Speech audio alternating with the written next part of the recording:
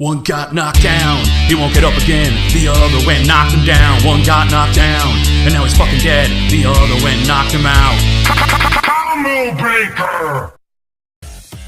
Snipers, truly one of the most feared weapons of all time. So obviously Japan took it and made it uniquely anime, by giving anime girls sniper rifles so powerful that they make Doom Guy cry tears of joy. That's right, our next matchup today is between Yoko Littner, the sexy sniper of Gurren Lagan, and mine, the secret sniper assassin of Night Raid. Yoko Littner, the super sniper and mecha destroyer. So Yoko actually doesn't have any powers. Instead, she wields a sniper rifle that can fire energy blast. But she also has a mecha tank that gives her quite the interesting arsenal, such as 6 guns that can fire energy blast, and her strongest weapon, those big, ginormous boobs. Well, actually, I meant, no, please don't take that incorrectly. I meant her boobs on her mech are freaking ballistic missiles with shark faces on them that can do ridiculous amounts of damage, and they regenerate almost instantly. Now, Yoko's actually pretty damn strong, as she's damaged Aegean's gunmen with just her sniper rifle, and her mecha becomes so much stronger, able to take out foes like Grand Zamba, and it even holds the power of the Spiral Universe in it. She's incredibly quick as she can react. Has reaction speeds as she can take out mechas on foot, and in her mecha she can keep up with Grand Zamba. She's able to endure recoil of her big-ass sniper rifle, and her mecha survives some crazy shit like an Infinity Big Bang Storm and even the Anti-Spiral.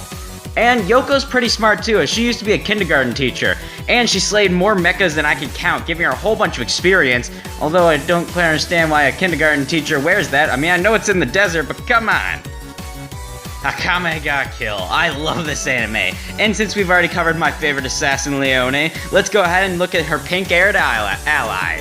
Well, mine actually doesn't have any powers. Instead, she wields an Imperial Arms Bean Pumpkin, an energy sniper rifle that gets stronger the more danger she feels she's in, or even the more scared she gets. Just in general, gets stronger the more danger she is actually in.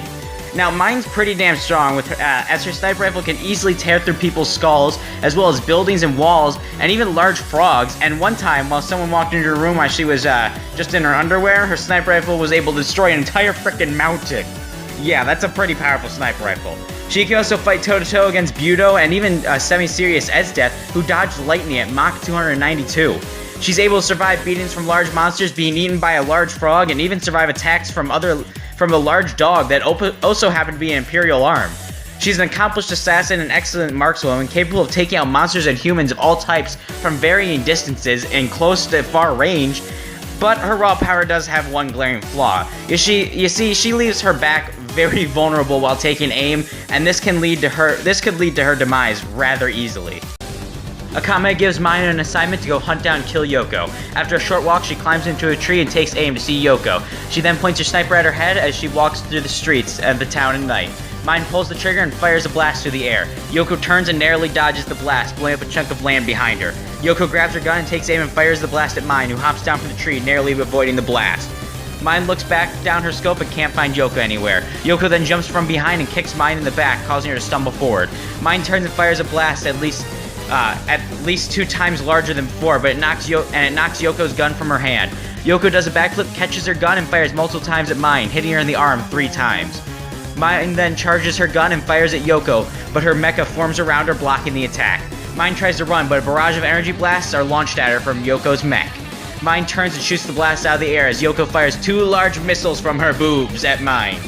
Mine then leans back and the missiles fly over her head, narrowly dodging her. She looks terrified. Yoko rushes over and her mecha stomps down on Mine, shattering her leg. Mine fires a large blast of energy, knocking the mech suit to the ground. Mine tries to back away as Yoko walks over out of her mech suit, points her sniper rifle at Mine's head, and fires, launching Mine's head sliding against the forest floor into a tree. Yoko then wipes off her clothes and walks away. Our winner is Yoko Littner, and oh boy, let me just say something. Had I not allowed Yoko's mech, Mine totally could have won this match. So strength and durability wise, Yoko is a city level, whereas Mine is a mountain level at her best with wall to building level at her least. So right there, Mine technically has a strength advantage if she gets scared enough. Otherwise, Yoko would have a strength and durability advantage right off the bat. But then we take into account her mecha that can take on people like Grand Zamba, who are complex multi-universal busters. Yeah, that's ridiculous. So her mecha right there can already just obliterate mine.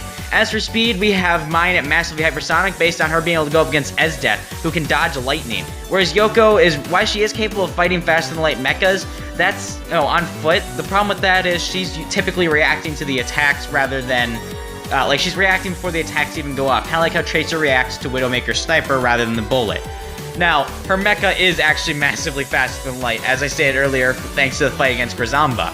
So that right there, that stat gap is more than enough to give Yoko the win. But in case you need a little bit more evidence, well, let's look no further than the fact that mine is vulnerable to attacks from behind while aiming. Yoko's huge speed, strength, and durability gap will allow her to pretty much end mine's life in a few seconds. There's also the fact that mine, her gun requires her to be scared. So right off the bat, Yoko could take her out before mine could get a strong enough blast if she were to kill her quick enough, which she's more than capable of doing. And in hand-to-hand combat, if both their guns were removed, Yoko is way more competent, as we don't really see mine throw any punches at any point, really. She might throw one or two here, but Yoko, if both weapons were to be lost in the fight, Yoko's more likely to take the win. Then you take into account the mech with its boob missiles, and honestly, there's no way mine can take this win. Our winner is Yoko Littner. Next time on Combo Breaker.